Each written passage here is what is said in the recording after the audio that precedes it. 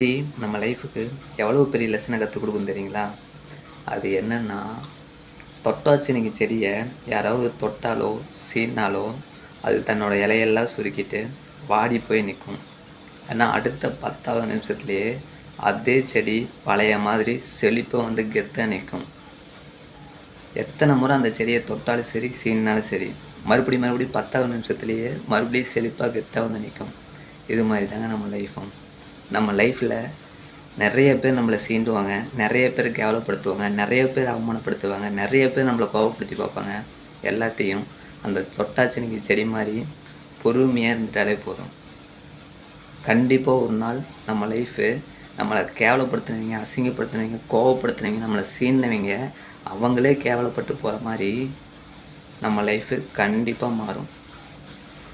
கஷ்ட காலத்தில் ஒரு மிகப்பெரிய வலிமையான ஆயுதம் என்ன தெரியுங்களா? பொறுமை. அந்த பொறுமை மட்டும் இருந்தாலே கண்டிப்பாக நம்ம செழிப்பாக வந்துடலாம். இந்த மாதிரி இன்ட்ரெஸ்டிங்கான ஸ்டோரி, குட்டி ஸ்டோரி, மோட்டிவேஷ்னல் ஸ்டோரி இதெல்லாம் கேட்கணுன்னா ப்ளீஸ் அரவிந்த் வாய்ஸை ஃபாலோ பண்ணிக்கோங்க, சப்ஸ்கிரைப் பண்ணிக்கோங்க. Okay, thank you.